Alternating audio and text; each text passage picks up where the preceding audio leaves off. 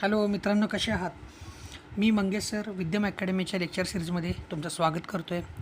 Friends, we are discussing topic rotational dynamics आणि या particular टॉपिकमध्ये आत्तापर्यंत आपण मुवमेंट ऑफ इनर्शियापर्यंतचा पार्ट पाहिलेला आहे की ज्याच्यामध्ये आपण एका स्पेसिफिक शेपचा movement of inertia find out करायचो. जसं की movement of inertia for ring, movement of inertia for disk, असे आपण वेगळे शेप पाहिलेले आहेत. बट आता आपल्याकडे समजा की एखादा इर्रेग्युलर शेप आहे, तर त्याचा मोमेंट ऑफ इनर्शिया आपण कसा फाइंड आउट करणार, हा एक प्रश्नच असेल ना. कारण जेव्हा कधीही आपल्याकडे रेग्युलर शेप्स होते, रेग्युलर शेप म्हणजे आपण आठवत असेल की अशी रिंग टाईपचा एक शेप पाहिला होता की एक स्पेशल शेप आहे आणि याचं इंटिग्रेशन घेणं पण सोपं आहे. ओके, बट एक इर्रेग्युलर शेप बॉडी आहे म्हणजे कशी हो. फॉर एक्झाम्पल अशी काहीतरी बॉडी आहे की इथं काहीच मास नाही आहे, इथं डिस्ट्रीब्युटेड आहे, बट त्याला असा प्रॉपर असा शेप नाही आहे. मग याचा मोमेंट ऑफ इनर्शिया कसा काढला जाईल? ओके, तर त्यासाठी आपण एक थेरम आज पाहतो आहे. त्या थेरमचं नाव आहे theorem of parallel axis. So basically to understand this particular theorem we have to understand concept of centre of mass first of all. Okay, so centre of mass म्हणजे नक्की काय?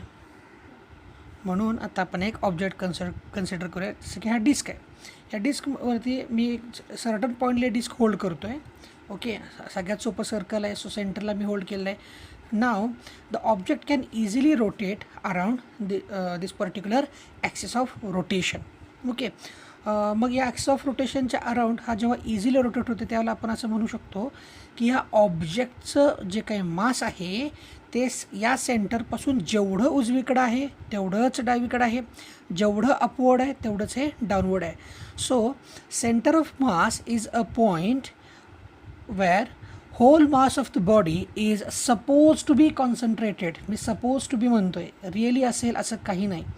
एनिवे, सो आपण आता कन्सिडर करूया की आपल्याकडे एक irregular shape body आहे आणि त्याच्या सेंटर ऑफ मासमधून आपण एक ॲक्सिस पास करतो आहे.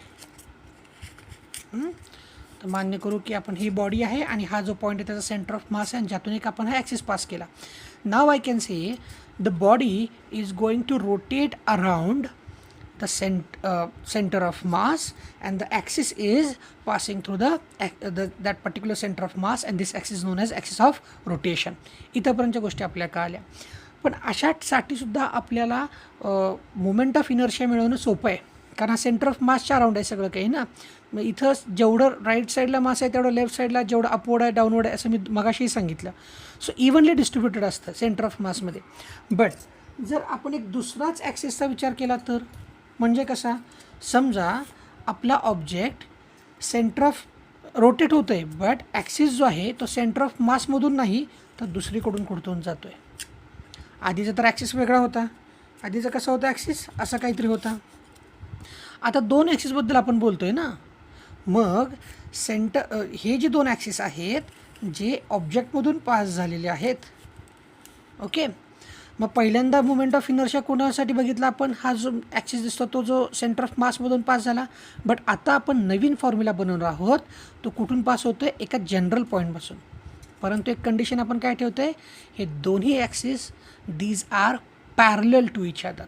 लक्षात येतं आहे? Okay, so now we will consider a certain body or proper word is rigid body and we will consider two different axes. Okay, the first point is considered as a C point where axis of rotation is passed, and that C point is nothing but where the center of mass is located and this axis is passing through it. What kind of axis? A, C and B is passing through center of mass. Okay, and there is another point that is considered to be O. That means any ordinary point, कुठला एक सामान्य point घेतला आपण. So we will consider a second axis and that is MOP through which another axis is passing. Now these two axes are parallel to each other. Now to understand or to derive formula, what we will consider a point D where small mass is situated. Small mass म्हणजे आता काय लिहिणार आहे आपण, DM हे small mass आहे जे at point D ला आहे. So what is the general formula to find out moment of inertia? Inertia is integration of r square dm. R is a distance between axis of rotation and that particular point. म्हणजे जर मला ए सीच्या around moment of inertia काढायचं असेल तर मी ए C या point सीपासून जिथं मास आहे तो म्हणजे डी एम इथंपर्यंतचं परपेंडिक्युलर डिस्टन्स घेणार आहे. लक्षात येतं आहे. मग आता आपण याच फॉर्म्युल्याप्रमाणे ए सीसाठी लिहितो आहे मोमेंट ऑफ इनर्शियाचं एक्झाम्पल इक्वेशन. सो डिस्टन्स किती आहे, सीपासून डीपर्यंत डिस्टन्स आहे C D. Okay, so according to this formula what is R, R is C D square dm. This is equation for AC. Similar way we can write equation for AO also. So what is the distance from D to O, that is OD. So IO equals to OD square into dm. So right now we have two different equations for two different axes, right? Okay, then आता आपण या particular जी figure आहे याचे काही different notations तयार करतात का बघू. जसं की ओ सी हे डिस्टन्स किती आहे एच, जिथं डिस्टन्स दिसते ते मी बॉटममध्ये त्या व्हॅल्यूज लिहितो आहे कारण हे आपल्याला परत डेरिव्हेशनसाठी लागणार आहे. ओके, सो हा राईट अँगल ट्रँगल आहे that is O D N. So in this right angle triangle what is hypotenuse O D square. Pythagoras वापरलं तर काय लिहिता येईल, O D square equals to D N square plus O N square, जी value मी इथे लिहिली आहे. सेम थिंग आपण इथे एक छोटा राईट अँगल ट्रँगल आहे त्यामध्ये वापरू शकतो C D N. So C D square equals to D N square plus C N square. बघा ती व्हॅल्यू इथे लिहिली आहे मी. ओके, आता एक छोटासा पॉईंट राहिला तो असा, ओ एन हे जे डिस्टन्स आहे ते आपण असं लिहू शकतो O C plus C N. तो पॉईंट मी इथे लिहिलेला आहे. ओके, मग आता आपलं एम काय, R M is this to find out moment of inertia for an axis passing through any ordinary point. So what is IO? IO equals to integration of DO square dm. So what is value of DO जी आपण इथं derive केली होती, किती होती, dn square plus on square. But on ची value लिहिली का आपण, on काय आहे OC plus CN. So on च्या जागी आपण व्हॅल्यू लिहू शकतो OC plus CN.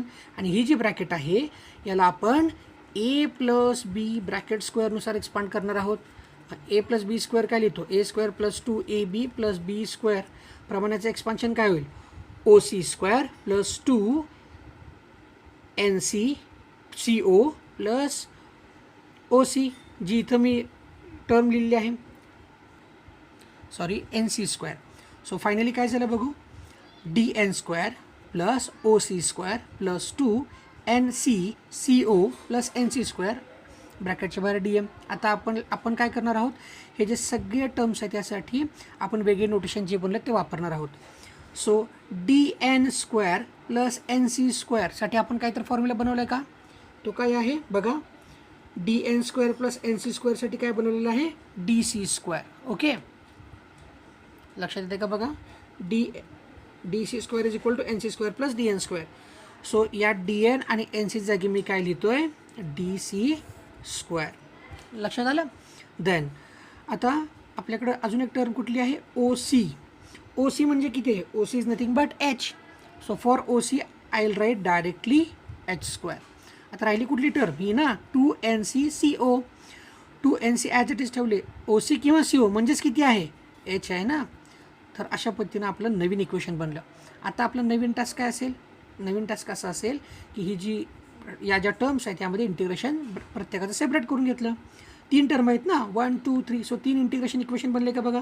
So IO equals to integration DC square DM plus 2H integration NC DM plus H square DM. Okay, but DC square DMचं integration solve आपण काय घेतलं होतं, त्याची व्हॅल्यू IC मानली होती ना बघा सुरुवातीला. ओके, देन ही जी लास्ट टर्म आहे ना याबद्दल बोलतोय मी. इंटिग्रेशन H स्क्वेअर DM असं होतं. मग याचं जर इंटिग्रेशन सॉल्व करताना आपलं H स्क्वेअर बाहेर येईल, DMचं इंटिग्रेशन, DM म्हणजे छोटं मास आहे, असे सगळे छोटे मासेस मी ॲड करत गेल तर मला काय मिळेल total mass. So H square DMसाठी मी डायरेक्टली काय लिहू शकतो, H स्क्वेअर DMसाठी मी असं लिहू शकतो ना H square integration of DM आणि DMचं इंटिग्रेशन काय लिहितो आपण M. So H square M याचा आन्सर येईल. आता एकच टर्म राहील ती म्हणजे कुठली, मिडल टर्म. आता मिडल टर्म काय सांगते आपल्याला 2HNC/DM.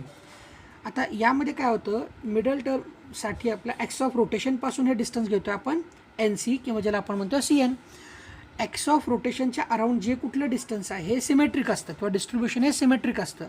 सो त्याचं मासचं डिस्ट्रीब्युशन तुम्हाला काय आन्सर काय देणार आहे 0. मी सुरुवातीला सांगितलं होतं, आठवत असेल तुम्हाला, जेव्हा आपण डिस्कन्सिडर केली होती, जेवढं राईट साईडला मास आहे तेवढंच लेफ्ट साईडला, जेवढं अप्पर साईडला तेवढंच लोअर साईडला. सो इंटिग्रेशन जे असेल ते 0 येईल. सो या सगळ्या व्हॅल्यू सबस्टिट्यूट केल्यावर आपल्याला काय मिळेल, IO equals to value of this is IC plus ही टर्म झाली 0, राहिली कुठली ही टर्म. डीएमचं इंटिग्रेशन आलं MH स्क्वेअर. सो नवीन फॉर्म्युला बनला आपल्याला IO square is equal to IC plus MH square. या फॉर्म्युल्याचा यूज काय आहे, या फॉर्म्युल्याचा यूज आहे की आपल्याला कुठलीही इरेग्युलर शेप बॉडी असेल तरी कुठल्याही ॲक्सिसच्या अराउंड, बट तो ॲक्सिस हा जर सेंटर ऑफ मासमधून पास होणाऱ्या ॲक्सिसला पॅरलल असेल तर आपल्याला नवीन ॲक्सिससाठी moment of inertia find out करता येतो. हे जे थेरम आहे हे अतिशय इम्पॉर्टंट आहे. आज ताकद बऱ्याच वेळेला एक्झामला विचारले गेलं आहे. सो होप सो तुम्ही याची चांगली तयारी कराल. VVIMPमध्ये जर तुम्ही नोट डाऊन करत असाल तर ते हेच थेरम आहे. ह्या थेरम जेव्हा सॉल्व करणार आहात, सॉल्विंग डिफिकल्ट नाही, बट ह्या छोट्या छोट्या टर्म मी पेन्सिलने लिहिलेल्या जे तुम्हाला दिसत आहेत या खूप इम्पॉर्टंट आहेत, त्याला विसरू नका. आणि फायनल कन्क्लुजन, ऑर्डिनरी ॲक्सिसचा जो moment of inertia that is IO which is equals to IC plus MH square. ह्यात moment of inertia about IC तर लागतोच, बट H म्हणजे ते या दोन ॲक्सिसमधलं जे डिस्टन्स आहे ते खूप मॅटर करतं आणि मास ऑफ द बॉडी याच गोष्टीवरती फायनल आन्सर डिपेंडंट आहेत. So exam point of view तुम्ही याची चांगली तयार कराल असं मी अपेक्षा करतो. थँक्यू.